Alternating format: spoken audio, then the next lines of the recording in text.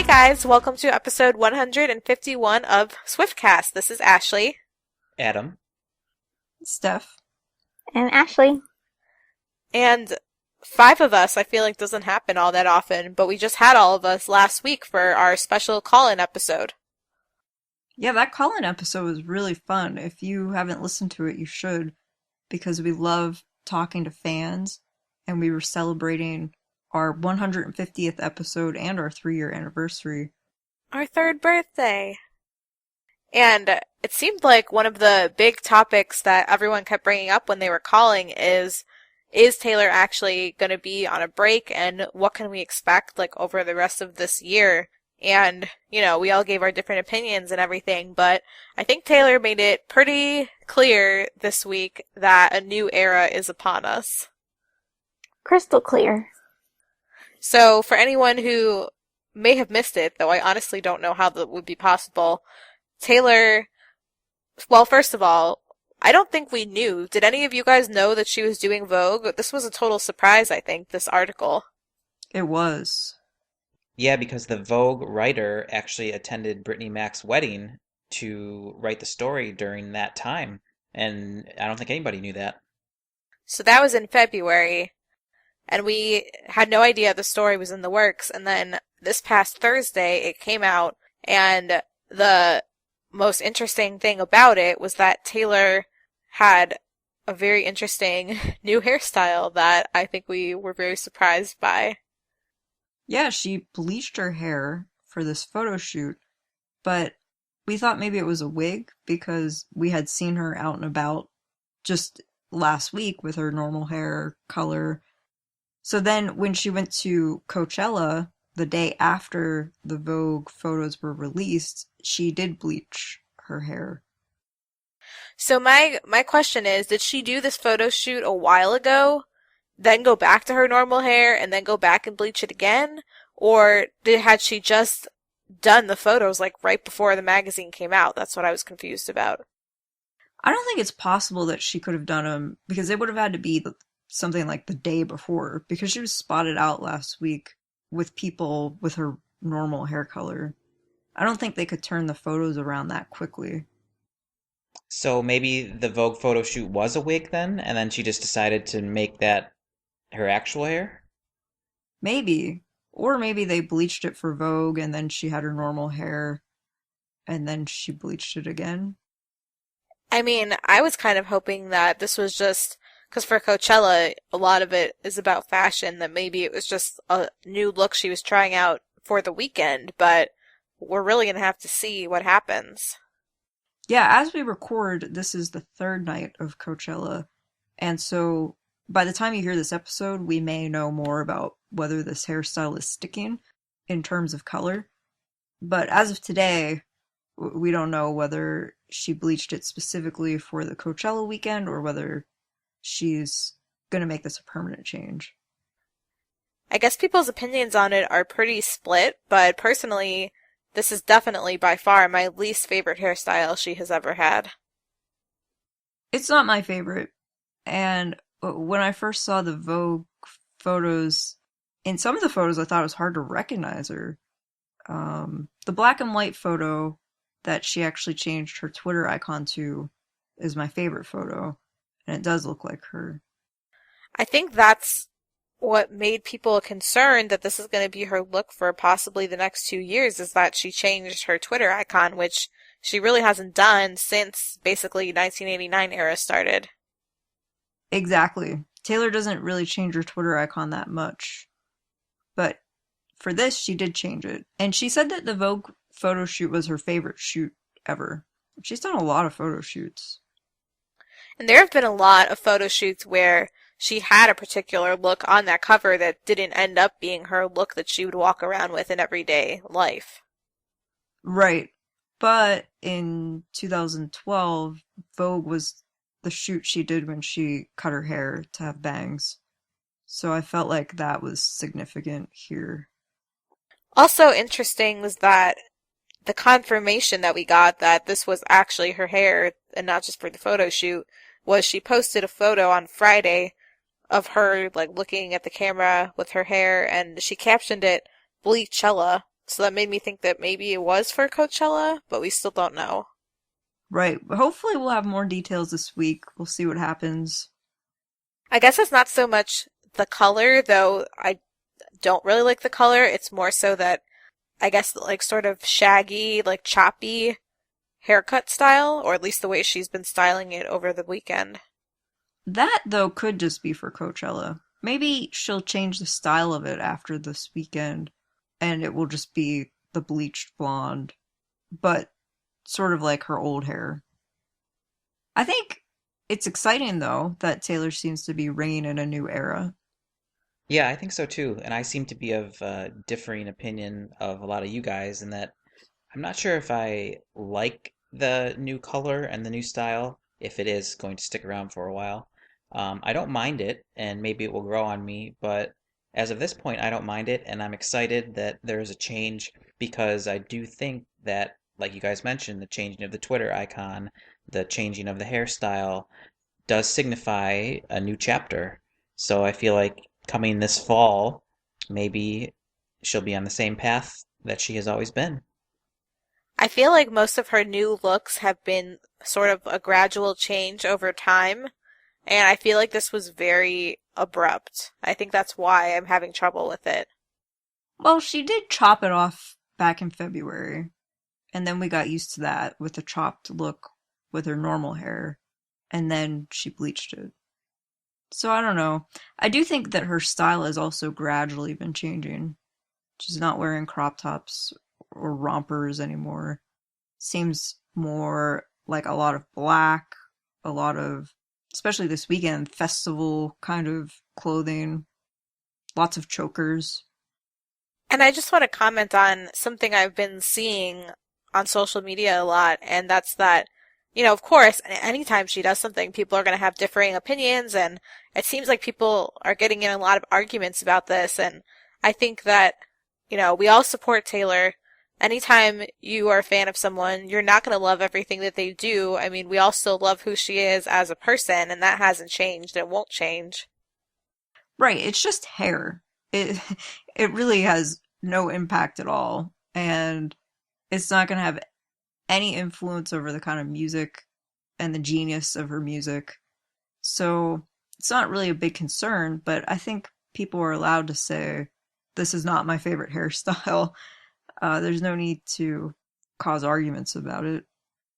I think that any change takes a while to get used to, and I mean, if she put out a bunch of merchandise tomorrow that was t-shirts with this new look and posters with this new look, I don't know that I would want them because I'm just not used to it yet. Yeah, even perfect example is when she did cut her hair after the Vogue shoot in 2012, and she no longer had curls and she had bangs. And for us, that was a huge change because we were people who have been fans of Taylor since the debut album had 3 albums with the same kind of hairstyle. So it did feel drastic. And for me, it took a little while to get used to. And then I loved it. And then when she cut her hair before 1989, I think I immediately loved it. It just looked really good. Yeah, and I think that it's hard because of the fact that with these changes, it gets harder and harder to recognize her as the same person back from the curly hair days. It's just such a far departure. But the good thing is, that was 10 years ago, and she's growing up. It's not like she went from curly-haired Taylor to choppy-haired, bleached, blonde hair Taylor. That is true. And I know that we were even saying weeks or months ago that we expected her to change it, but had no idea what that would be because she's kind of done a lot already. Exactly. I thought she was going to go with brown. I really did. Which would be my preference. Because I think I've said this a few times, but I could see her going more of like a rock pop album. Some people think maybe indie kind of a theme. We have no idea. This is all speculation. But I thought something brown would look really good for that kind of theme. But it will be interesting to see what kind of music coincides with this new look. Because the new look feels edgy to me. Absolutely, and I think that she has gotten more and more comfortable with each album with being edgier, with not being as concerned about, the occasional swear word maybe, or about lyrics that are more mature. So I think it's a natural progression, even though it seems drastic, I guess. Right. And last week, Ashley, you mentioned that Taylor has never steered us wrong with her music, and you trust in her instincts. And I think that's important to always remember. She knows what she's doing.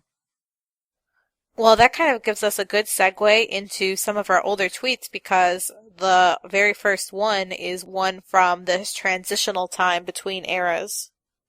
Yes, it was from April 11th of 2012, and it was a picture on Instagram of Taylor playing the guitar and having some headphones on, and the caption says, "Recording the next album, so happy." And I feel like at this time that Speak Now tour had just ended, like we were just saying. It was very unusual for us to see her with this wavy-ish but mostly straight hair with a ponytail and bangs. That was totally new. It was, because this was very shortly after the Vogue shoot. I think the Vogue magazine was in March. It's funny to see on that Instagram post how it says it was 209 weeks ago. That is a long time. It's a lot of weeks. Our next one was on April 10th of 2013. Taylor says, "Whoa, Miami, that was so much fun. After a week away, I'm so stoked to be back on the Red Tour." I miss the Red Tour. I wouldn't miss it as much if we had a tour DVD. That's very true. I was going through some things and I was just looking at my Red Tour lithograph, which, if you guys remember, is like the long horizontal one that has like the full shot of the whole band on the stage and the set list on it. Yeah, I love that photo. It made me very nostalgic.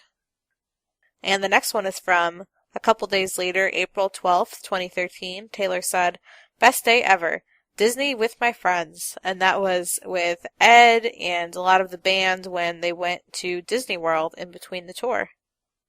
And the roller coaster photo with Ed when they were on the rock and roller coaster. He looks pretty chill considering.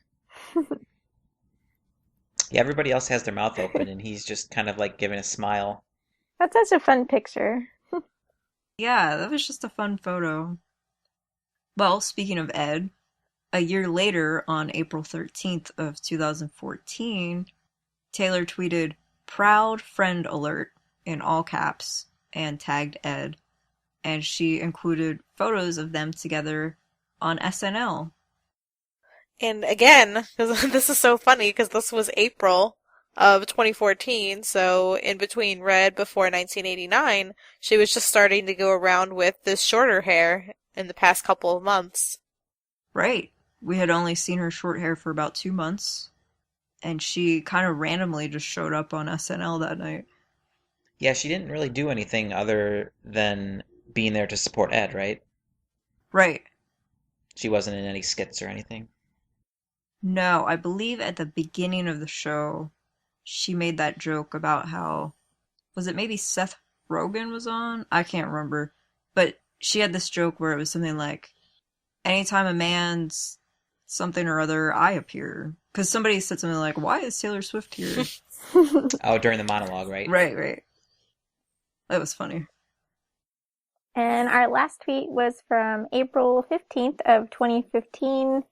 So just last year, Taylor tweeted, "So excited to see my 1989 world tour mate, Shawn Mendes's album, handwritten at #1 on iTunes." I think he was a good choice as an opener for the 1989 World Tour. He was. He kind of reminds me of Ed a little bit, which was nice. I actually just read an article this week about him on Rolling Stone's website and just how he progressed from being basically like an internet guy posting covers on YouTube to the star that he is now. It's pretty cool. So now it's time for Keeping Up with Swift, and we have a bunch of news items, including some exciting updates about the Billboard Awards. Yes, the Billboard Awards will be coming up on May 22nd, and Taylor has 8 nominations, and those nominations are for Artist, Female Artist, Touring Artist, Hot 100 Artist, Billboard 200 Artist, Billboard 200 Album, Radio Songs, and Social Media. Isn't it funny how Taylor just said she wasn't going to be at award shows for a while, and she probably had no idea she was going to get this many nominations for billboards? I still could see her probably skipping it. Possibly. I could see her making a video that they play. It's just so many awards. It's just funny to think that 1989 was released so long ago at this point, and she still had 8 nominations. It's pretty awesome. I know, a year and a half ago, and it's still getting so many nominations. And I feel like a lot of these award shows, obviously she deserves to win everything, and I think that they often give her tons because, or nominate her at least for tons, because they want her to come because they know that more people are going to tune in to watch to see her than like pretty much anyone else. Well, yeah, and speaking of that, BMI actually made an award called the Taylor Swift Award. This is the first ever Taylor Swift Award, obviously. It's going to be given at the BMI Pop Awards on May 10th, and this is huge. The only other time an award has been named after an artist was the Michael Jackson Award back in 1990. And BMI had this to say. I really like this quote. It says, Taylor Swift has transformed pop culture through her songs, artistry, and indomitable spirit. She has had a profound impact, not only musically, but also through her personal conviction and commitment to create a standard that values and respects music for everyone. We felt it appropriate to award Taylor with an honor that is as unique and special as she is. Oh, that is a really nice quote. So that's really exciting. Taylor's going to have, even if she doesn't go to these shows, she'll be busy winning things. Although I cannot imagine she would not be present to accept an award named after her on May 10th. And for those of you who haven't gotten to see it yet, Taylor's New Romantics video is now on Vivo. I was glad they put it on Vivo. Hopefully it will get a lot of views. In our next piece of news, Taylor and Lady Gaga have been voted as most influential American women by Time's 2016's 100 Reader Poll. It's pretty awesome. Taylor's been on this list a lot, hasn't she? She has been. I don't know if there's a difference between the reader poll and the actual list of Time 100, but she's been on the Time 100 list twice. That's cool. I feel like she should be the most and not just one of the most, though. Agreed. She should be the president. I mean, I say that every year, but I feel like if you're really talking like influential means like when you do something, other people are influenced by it. And I guess Lady Gaga is the same way, but Taylor just has so much influence over so many people, whether directly or indirectly, because she starts trends all the time. Not just people, but really the whole industry. I just always remember the article caption. Well, actually, it was on a magazine cover. Taylor Swift is the music industry. I think it was the Time magazine cover. Or no, that was The Power of Taylor Swift. Never mind. This was a Bloomberg cover. I was just looking at that one today, the one where her face is the whole cover. Doesn't that one say She is. Taylor's... I think so, yeah. It says Taylor Swift is the music industry. Yeah, that's what I thought. I like that caption. That's why I remember it. I like that her face is filling up an entire page. And as we mentioned earlier, Taylor has been spotted over the weekend at the Coachella Music Festival in California. And she's been seen with some of her friends, including Martha Hunt, her brother Austin, Brittany Mack, Soraya, Lorde, Camila Cabello, and Jack Antonoff. I like when Taylor hangs out with Lorde. I still am hoping for a collaboration one day, which I feel like if Taylor's going for a dark, edgy sound, could really actually go with Lorde's sound. Well, and given what she did for Trouble during tour, I think a lot of us felt like that had a Lorde influence. So I could see her going that way. And Lorde is, I guess, making new music, so maybe they'll work together. I hope so. That'd be cool. I guess she is too big to ever be an opener for Taylor, right? I think so. Probably. But Taylor makes the rules. I mean, Lord's not playing stadiums yet. She could do it. That would be awesome. I would have to like sell everything I own and just like drive around following that tour. Because that would be like just a magical experience, I feel like. Well, anyway, our last piece of news is that Taylor this weekend also was seen attending her backup singer Elliot's wedding.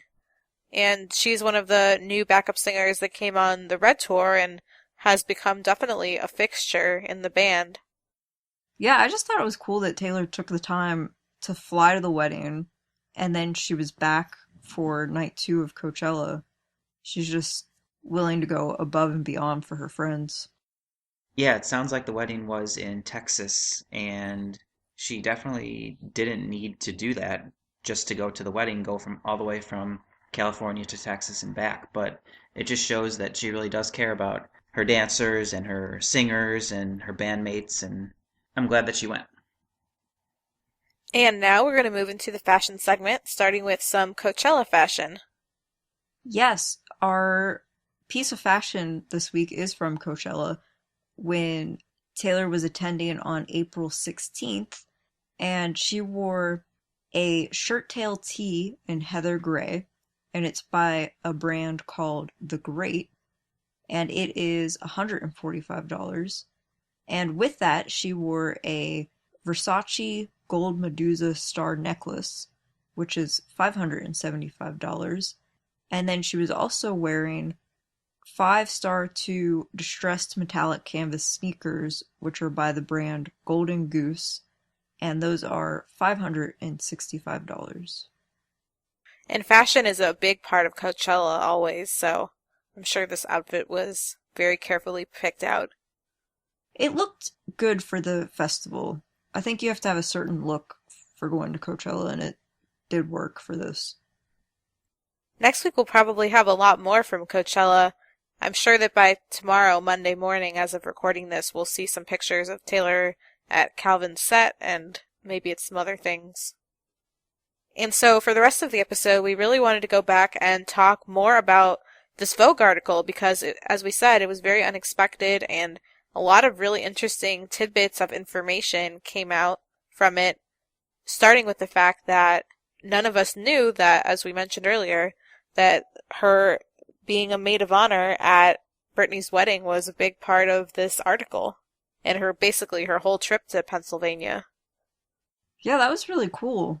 This reporter went with Taylor to Taylor's old house, and the owners had no idea that she was going to be there. And Taylor, I guess, just rolled down the window and said, "Hey, I used to live here." And that was cool. It was also cool.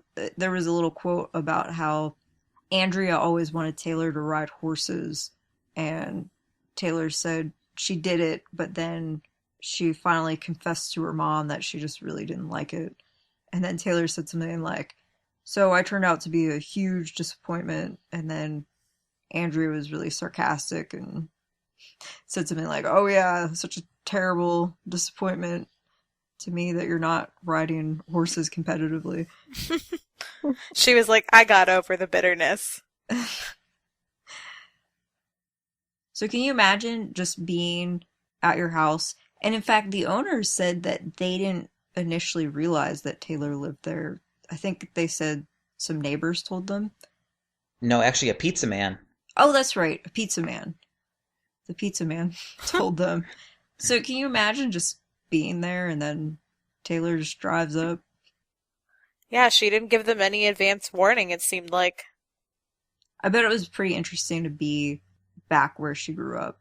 And she even showed the reporter the Christmas tree farm. One of my favorite pieces of information that came out of this article was, and I guess this kind of tied in with Coachella coming up and the fact that Taylor is going to be hosting the Met Gala in May, and the reporter asked her if she would ever consider launching a fashion line, which I'm sure we've talked about on previous episodes. And she said, theoretically, yes, but I would want it to be something that was relatable and accessible and everyday. I don't see it being couture. I would want it to be reflective of my style, and a lot of things I wear are not highly expensive. And that's definitely true. I mean, for every high-end piece that she wears, the next day she'll be wearing something from Forever 21, so she definitely mixes it up a lot. For me, it just reminded me of those old sundresses that she had at Walmart way back in the day. She's gonna, like, make those black and, like, slash them up a bit and, like, coordinate with a matching choker and then put them back at Walmart or Target. I never got to buy one, but they were really cute and affordable. I do believe her that she would, really work very hard to, like, come up with something affordable because she knows people look up to her and emulate her style, and she would want to do something that would be inclusive and not make people feel like they were trying to keep up with something they can't afford. Yeah, it'll be interesting to see if she ever does anything like that. She's, like Ashley said, hosting the Met Gala, which is huge. So who knows what could happen in the future. And I just want to say, and I'm sorry if we're talking way too much about her hair, but I wonder these things. Like, I think back to past Met Galas and, the gowns, and I think back to the year that Taylor went with Carly and everything, and I just can't imagine her in a ball gown with this haircut and hairstyle and bleach, and I don't know. I'm not sure. It has a different theme every year. Isn't that right? Yes, the theme of this year's Met Gala is, and I might say this wrong, Manus ex Machina, Fashion in an Age of Technology. Oh, wow. I think Taylor's hair could fit that. I think so. Maybe she'll be dressed as like a robot. I don't know. It's very interesting. I don't know. I don't know what to expect, and I've never really followed the Met Gala that closely, and the most vivid memory of it that I have is just from when Taylor attended it with Carly, which I think was also when Meredith tried to destroy her dress. That was one of my favorite dresses ever, too. That pink Oscar de la Renta gown. I think Taylor even said that was her favorite. I don't know if she said it was her favorite gown ever, or definitely her favorite Oscar de la Renta gown. But that theme sounds really interesting. That's hard to really even think about what people will wear. Did you guys have any other parts from this article that stuck out to you? Yeah, I did. I wanted to talk a little bit about the break and ask you guys your opinion on a question.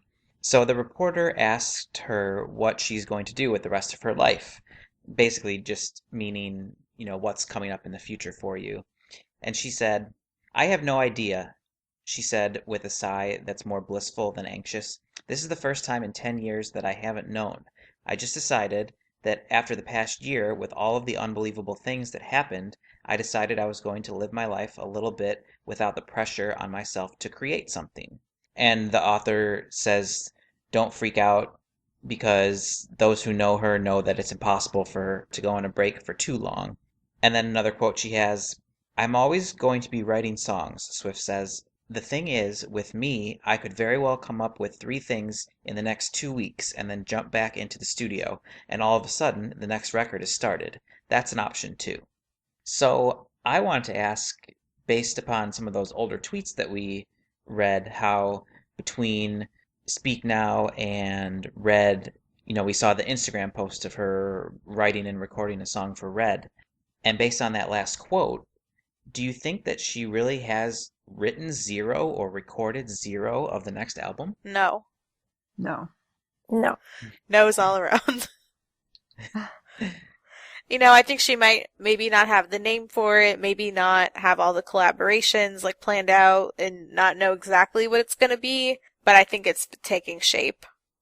Yeah, I think this past week has really made things clearer for me. If you had asked me this question a week or 2 ago, I maybe would have said, I think she has an idea, but I don't know where she is. But based on everything that's happened this past week, I think she has a clear idea. And you can't fault her for this. First of all, this interview was back in February, so it's possible she didn't have a lot back then. And second of all, she can't tell people when the album's going to come up.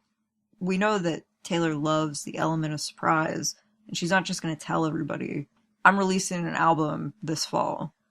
That would just take all the fun out of it. She likes to keep us guessing. So I just don't see that happening. And I think she's been writing throughout the past 2 years. It's not like she hasn't been writing anything at all. I don't think she could do that because that's how she copes with her life. It's by writing. What did you think, Adam?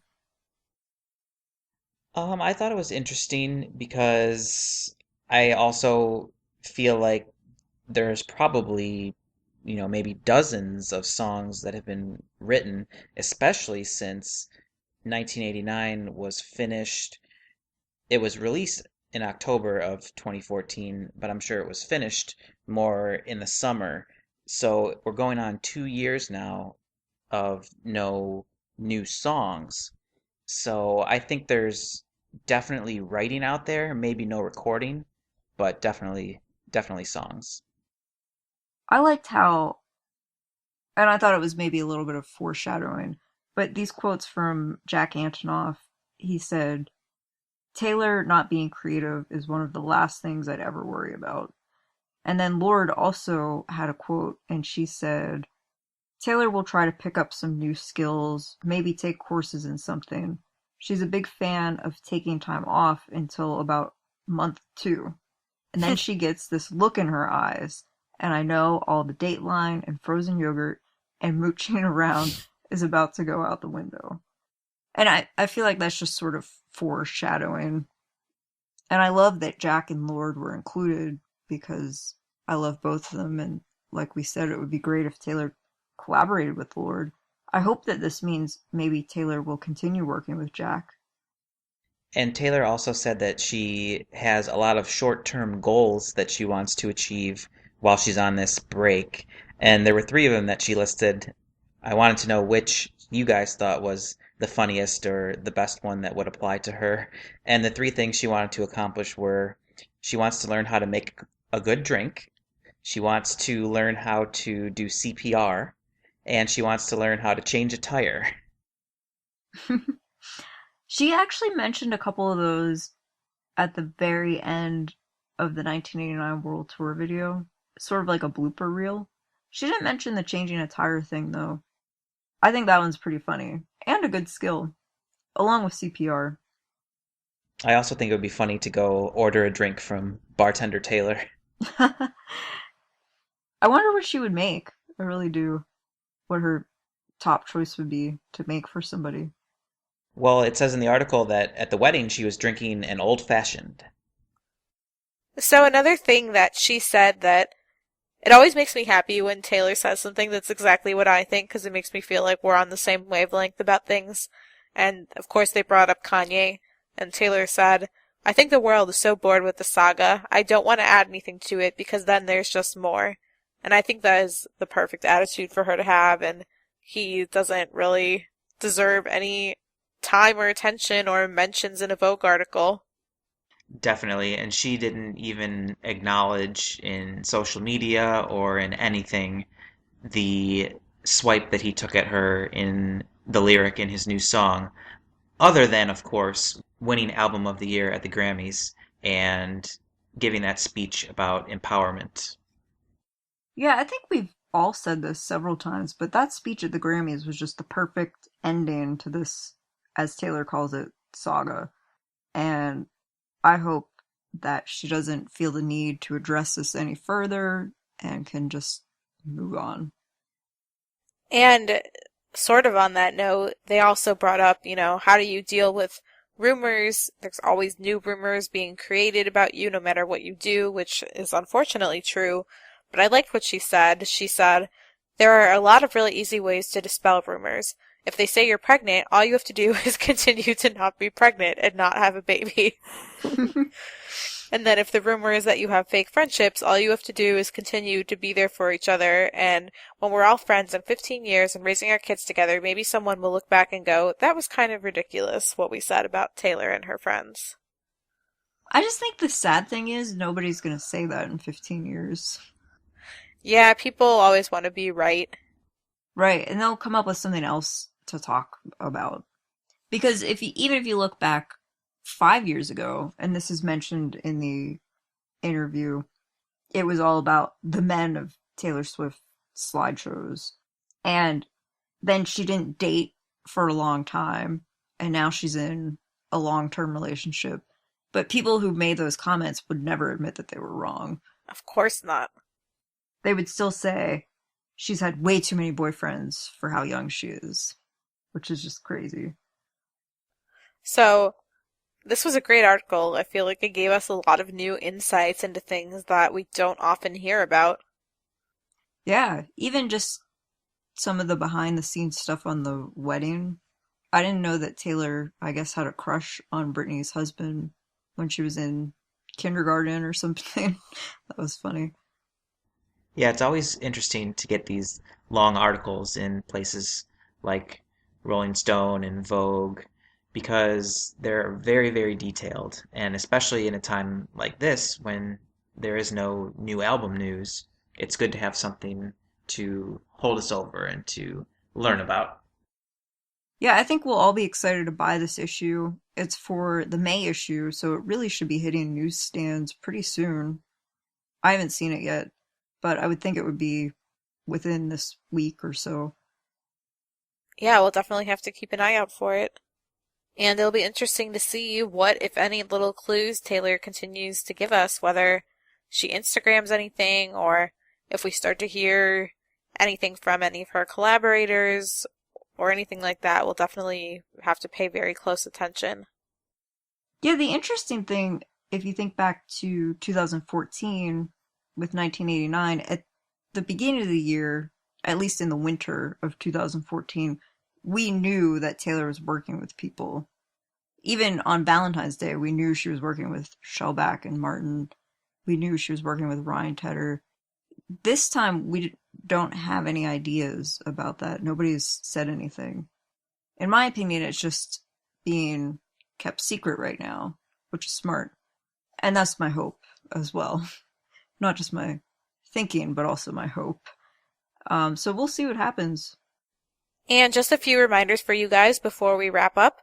Please hit the subscribe button on iTunes and it will download the latest episode for you automatically each week. And if you liked this episode or past episodes, we'd really appreciate if you would go on iTunes and it lets you leave a review and it lets you give a rating. So if you give us a review and a 5-star rating, it helps because it bumps us up in search results on iTunes so that other fans who are probably looking for information during the break too can find us more easily and discover our episodes. So if you could take a few minutes to do that, I know we would all really appreciate it. And also throughout the week, you should always keep in contact with us, and you can do so on our Twitter, Swiftcast13. We're on Tumblr, swiftcast13.tumblr.com. We're at facebook.com/theswiftcast. We're at instagram.com/theswiftcast13. You can email us at theswiftcast13@gmail.com, and this is all also on our website at swiftcast13.com. So, I feel like it's a wild card, but what do we think Taylor will do this week? Well, I have an interesting one that is something Taylor will not do this week, but that she will do in a matter of an hour or two. As of this recording, it is Sunday night, and Calvin Harris is about to play his set at Coachella in about an hour from now. So by the time this episode is released, we'll find out if my prediction is true or false. But I'm going to predict that Taylor goes up on stage to do a song during Calvin's set. Wow, that's pretty bold. Yeah, the chances of it are probably low, but it would be cool. I think it would be her own song, and he would have some type of remix to it, and I think it would be cool. I thought you were going to go for the easy out there and say, I predict Taylor will be at Calvin's set. Uh, Not only will she be there, she will be a part of it. I could see that. Or maybe her jumping up on stage with a couple of her friends and just having a dance party. I could see that. I think that this week she's going to get little kitty chokers and leather jackets for Meredith and Olivia.